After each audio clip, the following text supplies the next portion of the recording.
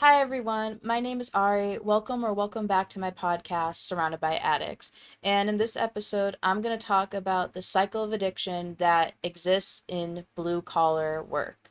So, for a bit of background, I am in the blue collar trades. I work as a CNC machinist and I have been in the machining industry for about 5 years. I started with a woodworking mill because I worked at a cabinet making shop, and then the past two jobs that I've had, I've worked in metalworking, CNC machining, and I've been doing this since I graduated high school. Or actually, since before I graduated high school, because I did go to a VOTech school.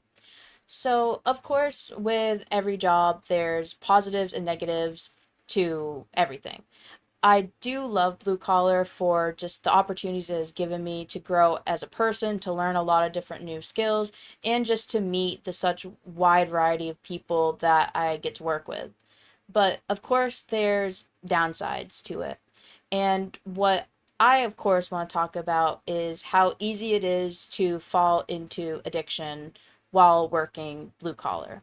And when I say blue collar field, there is a wide variety of jobs that do fall under blue collar. Of course, you have your construction, your automotive, your plumbing, electrician, etc. But then you have more of the like extreme blue collar, like crane operating, loggers, mining, quarrying, loggermen, fishermen, etc.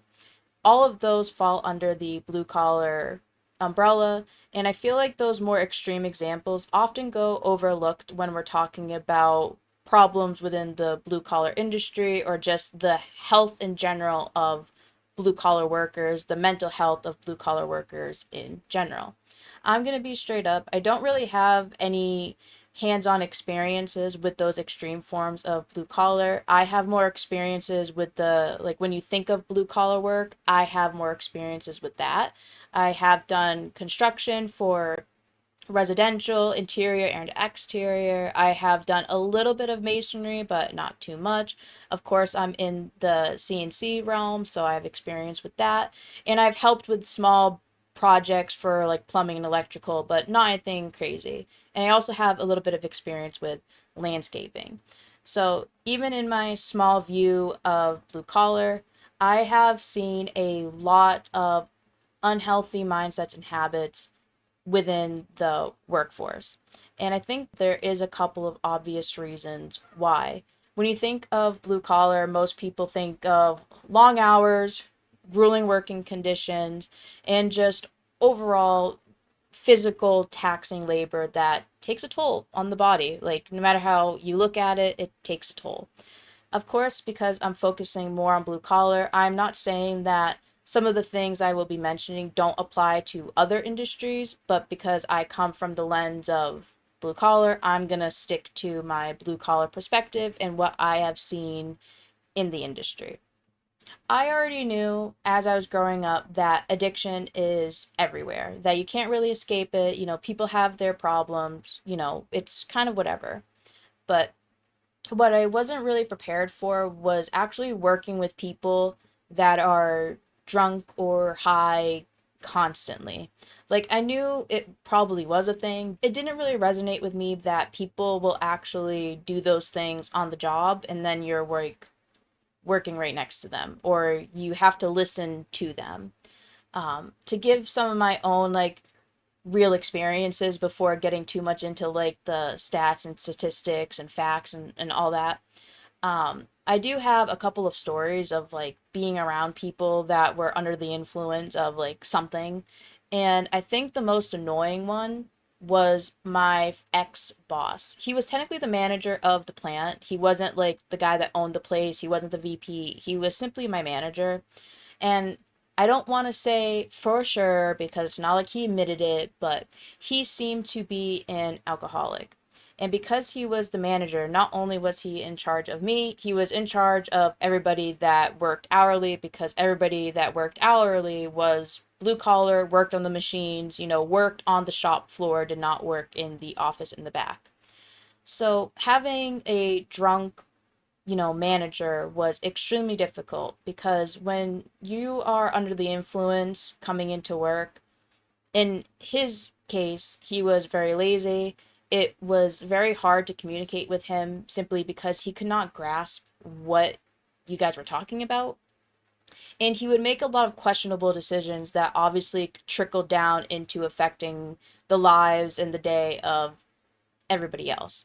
Of course, his drinking habit wasn't the only thing that contributed to these problems. He was, in my opinion, just an ass of a person. Like, I didn't really like him. Not a lot of people liked him. He was not somebody that should have been in a manager position in the first place, but his habits kind of made it even worse. He would frequently make mistakes, or he wouldn't be in the building when we needed him to be. He wasn't really good to go for guidance or advice. He was really just kind of there. He liked to seem like he was in charge, but he was really one of the most pain in the ass people that we had to deal with. And seeing him come in clearly hungover or even drunk, like full on drunk, even added to the pressure because you never knew what his mood was going to be like. And in the building that I worked at the time, it was constantly hot in there. Even during the winter, it was hot. We had our big ass heat treat oven in the building, and it was right in the middle of the building, and it would get to temperatures over like 200 degrees Fahrenheit. So you're constantly in this hot condition. Most of the guys are covered in grease and oil, and you have to wear protective clothing because of how hot the liquid gets. So it was really overall an uncomfortable working environment, just physically. And then on top of having a manager that may or may not rage against you because of simple mistake, or he would take his anger out on you because he made a mistake but didn't want to admit to it, it just added to this dramatic chaos. And as I was working there, I was incredibly confused on how he kept that job. Like, truly, I have no idea. He still works there. I have no idea how he kept his job for so long. It was very clear to me and pretty much everybody that he had a drinking problem, and it definitely affected the type of work that he was able to put out to us and the type of leadership that he gave us. He wasn't the only one that was a bit of a drunk in the workplace. There was also his right hand man who was our engineer. So he did like blueprint drawing, and I had to work with him directly, and he pretty much was almost the same way. He was a little bit more attentive, but mainly because he was just an ass and he liked to micromanage. But in terms of the quality of his work, you could see the difference between when he was sober and when he was maybe hungover when he was making up a blueprint. And working with those two at the same time was incredibly, it's really hard to even describe how difficult it was to work with them because there was such a lack of communication. They were very lazy and quick to just dismiss things and not take responsibility for them. And anytime you tried to have a reasonable conversation, they would usually escalate it into an argument. And although physically, like, I didn't really get hurt because of them, they didn't make like such a bad decision where somebody else in the workplace got hurt. It was a very big, like, mental toll dealing with somebody whose mood would change at the drop of a hat, and you're not really sure, are they going to be sober? Are they going to be drunk? Are they going to be hungover? It was a whole thing. And I would say that was at my second job. I would say them two were like the biggest, like, wow, like this is what it's like to deal with like somebody that is most likely always messed up, always under the influence in like my field. And even though they weren't the first people that I met that had a drinking problem or had a use problem of some sort, because of my rank compared to theirs and just our dynamic and the type of industry that I worked in and the shop that I worked in, it really showed me how much being a drunk really made the blue collar lifestyle like incredibly difficult, and it really almost changed my mind on my career path because I didn't know if I could deal with them. Despite me disagreeing with their choice of habit and how it impacted us and them and whoever else, they worked in the perfect environment for that to happen. Of course, it was, in my opinion, their choice to keep drinking, allegedly have a drinking problem, whatever.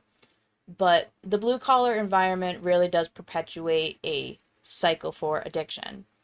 Of course, they were just one example of how addiction is in the workplace. I have a couple other examples I can think of, like right off the top of my head, but I kind of want to get into my opinions on why I think a blue collar environment really kind of sets the stage for an addiction to take place. Of course, not everybody that works blue collar has an addiction, but it's a really, in my opinion, slippery slope when you start a blue collar job and fighting against the urge to, you know, fall into something that you shouldn't.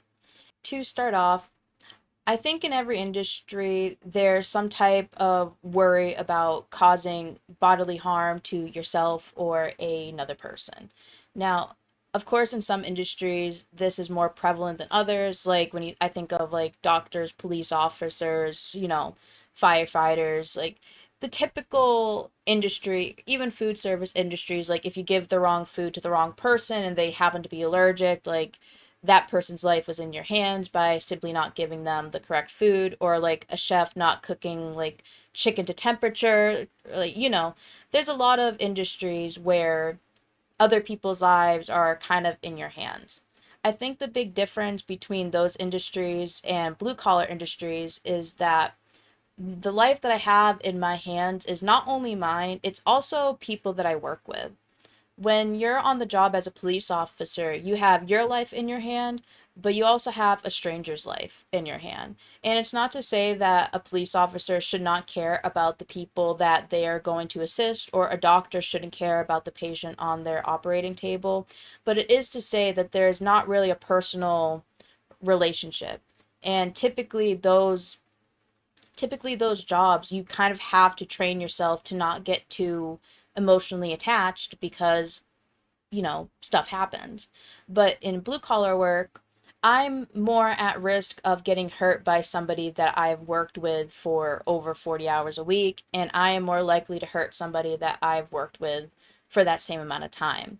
So, as you're going through trades, you learn to work together with a lot of people, whether it's to lift something, move something, to just help with anything. You trust another person a lot, with a lot, with your life, with your fingers, your hands, your head, etc. Like a lot of good and healthy blue collar relationships mean that you care about the other person's safety, because there is typically always going to be a risk in your workplace. So when it comes to injury risks, fall risks, stuck between risk, or just death risk in general, it's a little bit different. It hits a little bit different for blue collars, in my opinion, because you're not worried about a random person that you just met in a life-saving emergency situation. You're worried about, oh my God, like if I move this a certain way, I could bump my coworker with like a metal rod that weighs like 100 pounds, and if it hits them the wrong way, they're gonna drop dead right in front of me. Or in my previous experiences, like driving a forklift, that's stressful. I'm not really worried about like knocking something in the shop. I'm worried about not seeing somebody and running them over with it. Or moving material, making sure that me and the other person lifting the material are on the same page so I don't accidentally hurt them and they don't accidentally hurt me. So, at least, like I said, in my experience, I am constantly worried about hurting another person, injuring them severely, or even killing them depending on what's going on. And most people that I've met that worked in the trades, you are constantly making sure that what you're about to do won't negatively impact another person around you. So we always have that added pressure of don't hurt yourself, and also don't hurt somebody that you work closely with and probably have a little bit more of a personal, coworker relationship with.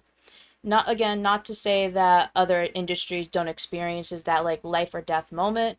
I'm just saying that blue collars, you have that attachment to somebody that you work with, where other industries it's usually a stranger that you're never going to see again. Next, we have the obvious one, which would be the harsher working conditions. Of course, people in the blue collar field will always complain about no AC, and it's true, you're always hot. even during the winter, you're gonna get hot. These jobs, you're gonna get gross. Most people go home with grease, oil, dirt, mud, grass, whatever you're working around, you're gonna get gross. Plumbers, they deal with shit that's another level, blah.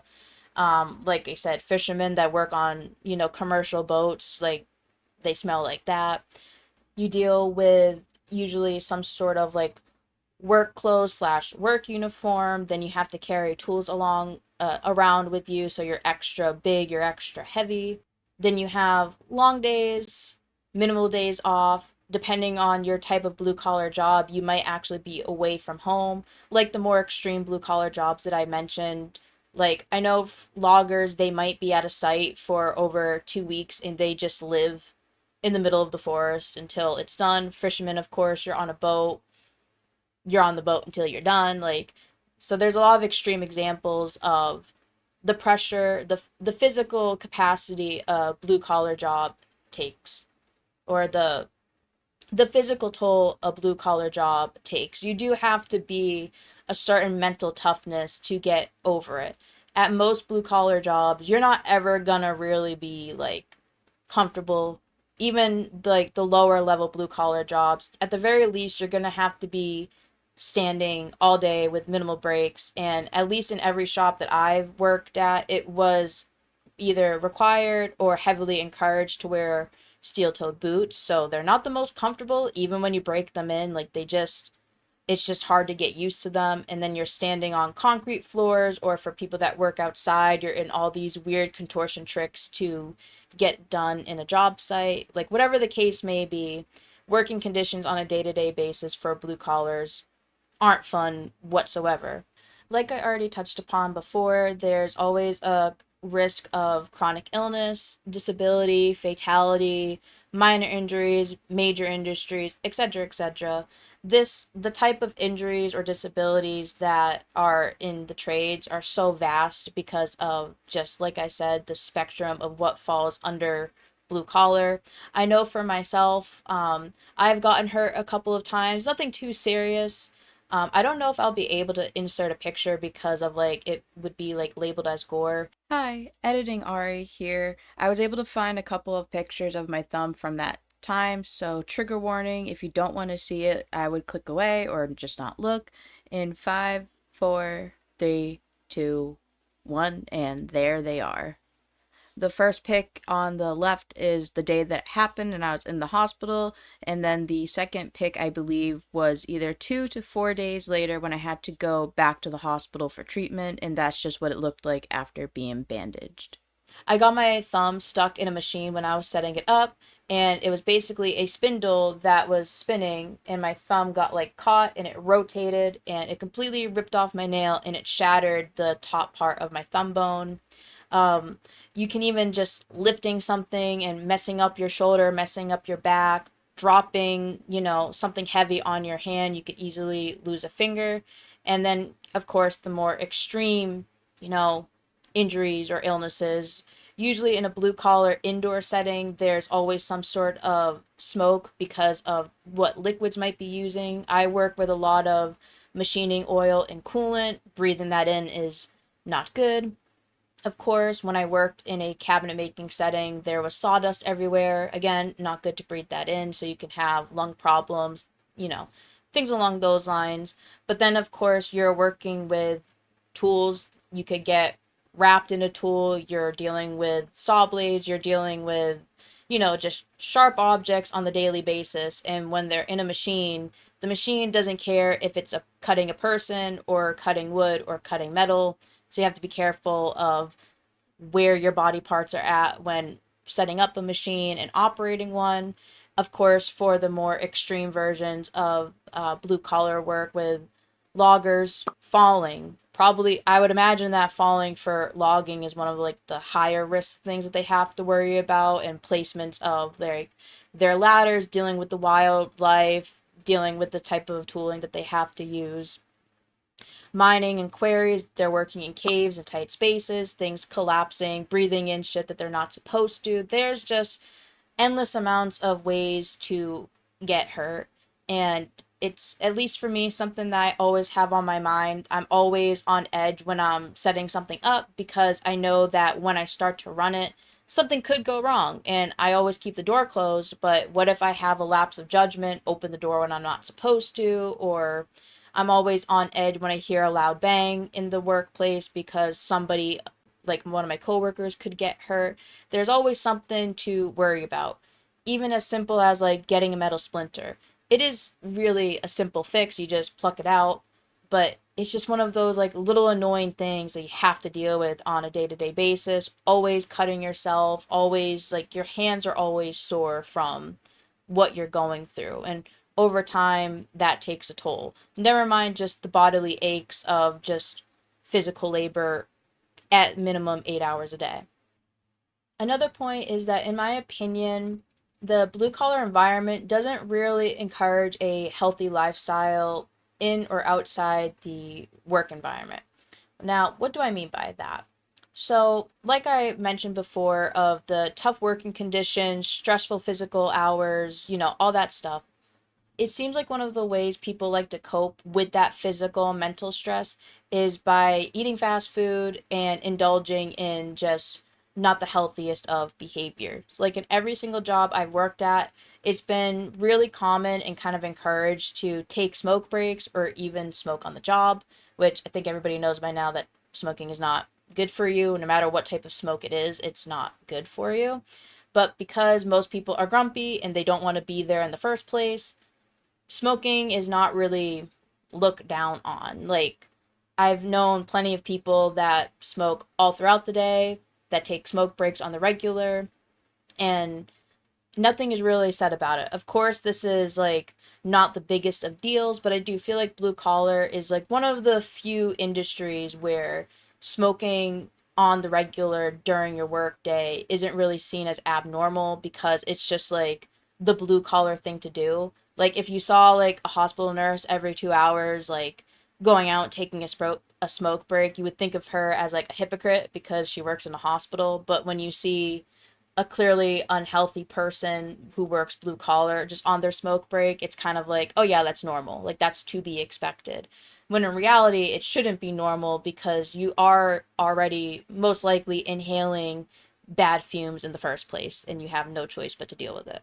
And also, blue collars are notorious for getting a fast food lunch, getting fast food breakfast or fast food dinner. Like, it's really common to always be ordering takeout during in the blue collar realm. Of course, this can apply again to like any industry, but again, just lens of blue collar, it's not looked down upon.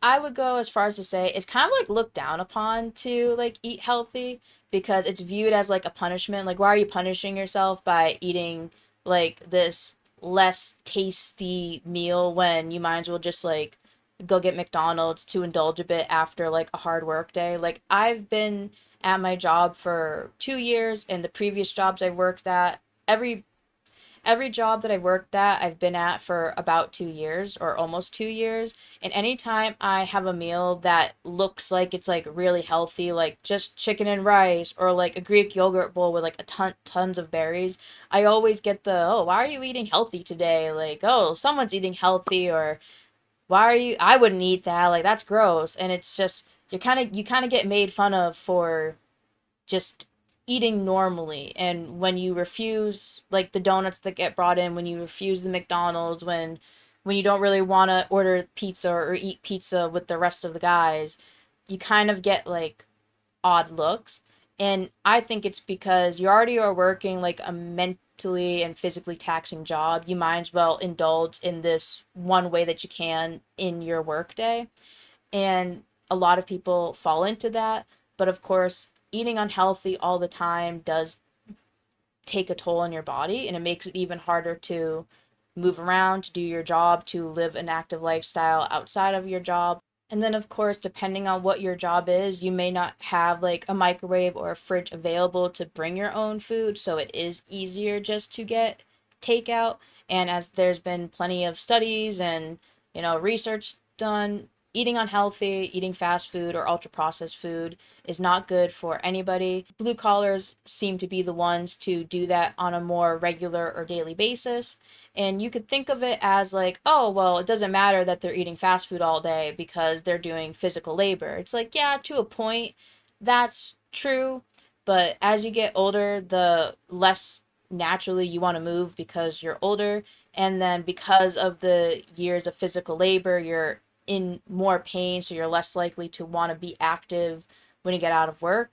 And that's why a lot of blue collar people in general tend to be on the overweight side. They have a lot of disabilities, they have a lot of problems because not only does their job take a physical toll on them, but because they want a way to cope with it, eating fast food or just eating unhealthy, it just compounds the problems that they start to develop, when they first started in the trade, typically in like their early 20s or something. I think a peer pressure mindset is also very prevalent in the blue collar industry because you're working with a bunch of people that are also in the same shitty working conditions that you're in. It doesn't take too long to collectively come up with the idea to go out after a hard day's work, or depending on what work events are going on, drinking is usually always involved. I've heard from many of different coworkers that I work with or used to work with their tales of on their lunch break going to the nearest liquor store, downing a couple of bottles between all of them, and then going right back to work just to make the after lunch work day a little bit easier on themselves.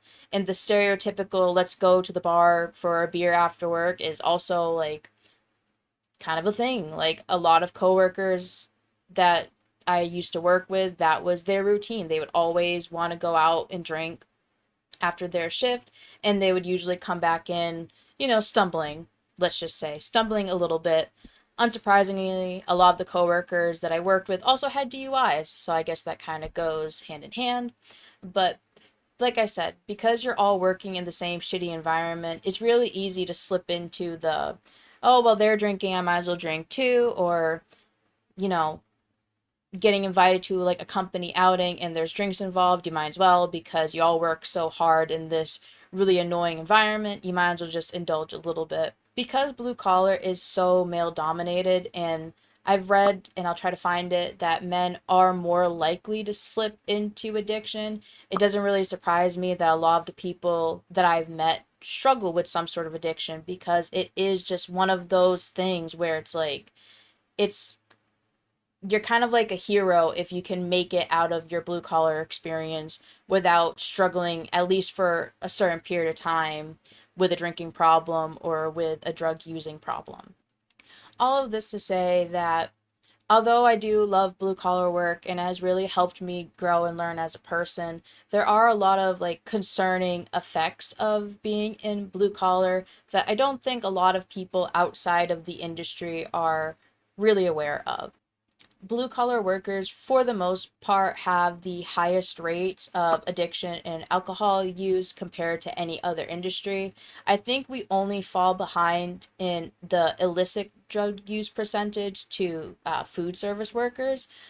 Service workers, according to some data that I found from, I believe, 2015, 19% of food industry workers have problems or use illicit drugs compared to, I believe, between 5 to 11% of illicit drug use in blue collar industries.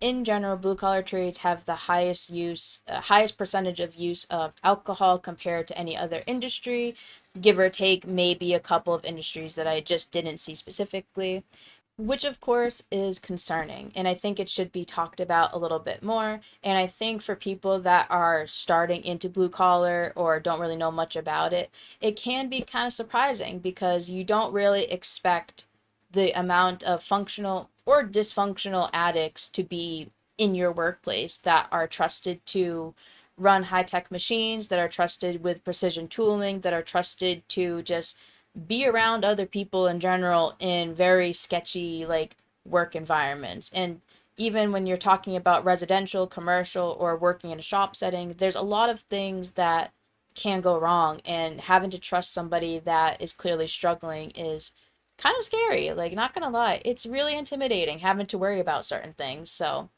Of course, this is just my experience and just some of the things that I have noticed along the way when it comes down to just dealing with addiction. Um, Most of the people that I have met, whether they have currently struggled with an addiction or they used to struggle with addiction, have all been, for the most part, like wonderful people. That is one thing I was pleasantly surprised by, is that the stereotypical like grumpy old man workplace isn't really all that true. Of course, you have a couple of people that are just going to be grouchy that you don't want to really talk to, but me being a young woman in the field, I have met some of the like best people imaginable in a blue collar setting, like really down to earth guys that I can have awesome conversations with, that I gel with perfectly fine despite the age difference and whatever like expectations they had working with a female and whatever expectations I had working with a male. At the end of the day, like I trust them, they trust me, and we get a job done. And because I do have so much love in my heart for the blue collar environment, I always want to see people in my field flourish. And it's just one of the thing. Addiction is just one of those things to not keep an eye on, but to be aware of. You never know how people are struggling and what they're struggling with. And then in a blue collar setting, all of your problems are usually exemplified because of just the mental and physical stress the job takes on your body. And people, of course, cope in different ways. And I just hope that most people find healthy ways to cope. Overall, I do love blue collar and I do love the job that I have. These are just some of the things that I have noticed and some of the things that I wish were more spoken about, especially because I started doing blue collar work so young. I had to learn a lot of these things relatively quickly, and it was a mental challenge to accept the type of people that I was going to be working around. Not as in they were bad people, but just being around people that have a lot of different life experiences, that have been going through, whatever they're going through, but also heavily trusting and relying on them to help you out when you need it most. Thank you for listening. See you in the next episode. Thank you for listening to Surrounded by Addicts. Remember to take life one day at a time and to enjoy the little things in life. Stay tuned for the next episode.